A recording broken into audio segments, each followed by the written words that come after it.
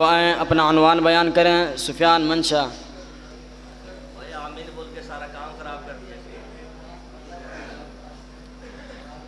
السلام علیکم ورحمۃ اللہ وبرکاتہ۔ الحمد للہ رب العالمین والعاقبۃ للمتقین والصلاة والسلام علی سید الانبیاء والمرسلین، اما بعد فاعوذ باللہ من الشیطان الرجیم، بسم اللہ الرحمن الرحیم، ومن یبتغ غیر الاسلام دینا فلن يقبل منه وهو في الآخرة من الخاسرين، وقال النبي صلى الله عليه وسلم من عمل عملا ليس عليه أمرنا فهو رد۔ حضرات، سب سے پہلے تو رب العالمین کا ہم پر یہ بہت بڑا احسان ہے کہ اس رب کائنات نے ہم سب کو اشرف المخلوقات بنایا، اور دوسرا بڑا احسان ہم پر یہ کیا کہ ہمیں ایک بہترین امت محمدیہ میں سے بنایا صلی اللہ علیہ وآلہ وسلم۔ حضرات گرامی قدر، اسلام ایک ایسا مذہب ہے جس کے عقائد متعین، عبادات متعین اور احکام متعین ہے، جبکہ اس کے برعکس دین تصوف میں عقائد کا ماخذ وہ خیالی وحی ہے جو خوابوں، جنوں، مردوں اور پریوں پر قائم ہے۔ یہ ایک ایسا مذہب ہے کہ جس کی کوئی شرعی تعریف قرآن و حدیث سے نہیں ملتی۔ ان کے تمام عقائد اور نظریات یہ دین اسلام کے برخلاف ہیں۔ یہ ایک ایسا مذہب ہے کہ جو مختلف ذرائع سے لوگوں کو قرآن و حدیث سے دور کرنا چاہتا ہے، جبکہ ان کے عقائد اور نظریات بالکل دین اسلام کے برخلاف ہیں۔ یہ لوگوں کو دین اسلام سے پھیرنا چاہتے ہیں، جبکہ ان کی مخالفت میں اور ان کی تردید میں میرے اور آپ کے پیغمبر علیہ الصلوۃ والسلام نے یہ ارشاد فرما دیا تھا، ترکت فیکم امرین لن تضلوا ما تمسکتم بہما کتاب اللہ و سنت رسولی، کہ جب تک تم کتاب اللہ کو اور سنت رسول کا مضبوطی سے تھامے رکھو گے، اس وقت تک کوئی چیز تمہیں تمہارے اسلام اور تمہارے دین سے نہیں دور کر سکتی۔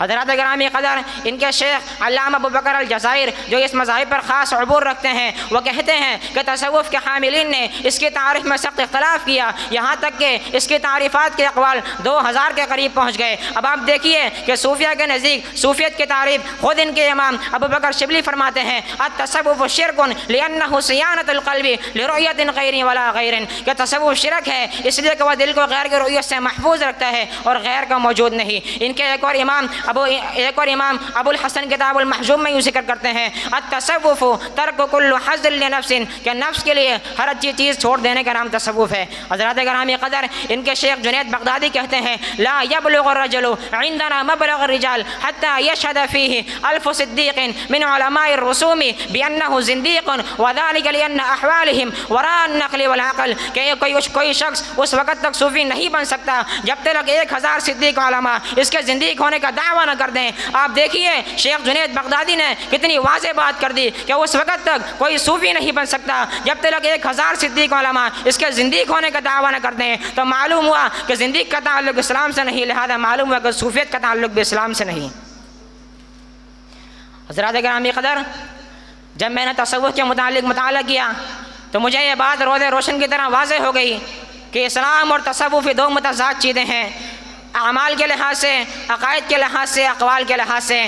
جہاں تک بات ہے ان کے عقائد کی، ان کے عقائد تو دین اسلام کے اتنے مخالف ہیں۔ ان کا عقیدہ تو یہ ہے کہ شیطان موحد تھا، جبکہ قرآن یہ کہتا ہے قال فاخرج منها فإنك رجیم وإن عليك اللعنة إلى يوم الدین، اور جسے تم موحد کہتے ہو اسے رب العالمین لعنتی کہتا ہے۔ ان کا عقیدہ تو یہ بھی ہے کہ ولی نبی سے افضل ہوتے ہیں۔ ان کا عقیدہ حلول کا ہے، ان کا عقیدہ شہود کا ہے، ان کا عقیدہ فنا فی اللہ کا ہے، ان کا عقیدہ وحدت الوجود کا ہے، اور انہوں نے یہاں تک حد کر دی۔ ان کا عقیدہ تو یہ بھی ہے کہ آپ علیہ الصلوۃ والسلام وہی اللہ ہیں جو عرش پر مستوی ہیں، اور آسمان و زمین، عرش، کرسی، ساری کائنات آپ کے نور سے بنائی گئی ہے۔ اور ان کا عقیدہ یہ بھی ہے کہ رب العالمین ہر جگہ موجود ہے، جبکہ قرآن یہ کہتا ہے الرحمن علی العرش استوى ان ربکم اللہ الذی خلق السماوات والارض فی 6 ایام ثم استوى علی العرش۔ اور یہ حدیث کے اندر بھی ان کے اس عقیدے کی تردید نظر آتی ہے۔ پیارے پیغمبر علیہ الصلوۃ والسلام فرماتے ہیں کہ رب العالمین فرماتے ہیں ان رحمتی سبقت غضبی فهو عنده فوق العرش، اور بخاری شریف، مسلم شریف کی حدیث ہے۔ پیارے پیغمبر علیہ الصلوۃ والسلام نے ایک لونڈی سے کہا تھا این اللہ، تو اس لونڈی نے جواب دیا اللہ فی السماء۔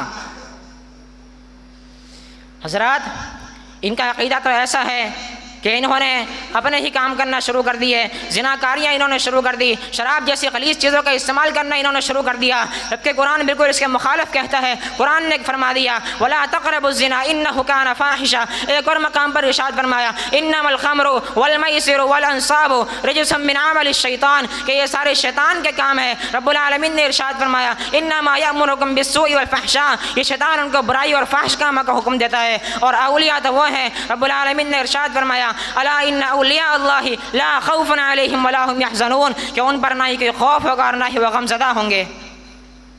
آخری بات کرنا چاہتا ہوں، رب العالمین نے ارشاد فرمایا وَنَحْشُرُهُمْ يَوْمَ الْقِيَامَةِ أَعْمَى، یہ ان کے لیے کہا کہ جن کے پاس رب العالمین کی نشانیاں آئی انہوں نے اسے قبول نہیں کیا، اگر تو یہ قبول کرتے ہیں تو کل قیامت کے دن کامیاب ہوں گے، اگر نہیں قبول کرتے تو وَنَحْشُرُهُمْ يَوْمَ الْقِيَامَةِ أَعْمَى، کل قیامت کے دن اندھے کر کے اٹھائے جائیں گے۔ اللہ رب العالمین سے دعا ہے کہ ہم سب کو قرآن و حدیث پر عمل کرنے کی توفیق عطا فرمائے، اور پیارے پیغمبر علیہ السلام کے اسوہ حسنہ پر چلنے کی توفیق عطا فرمائے، آمین۔ وآخر دعوانا الحمد للہ رب العالمین۔ السلام علیکم ورحمۃ اللہ وبرکاتہ۔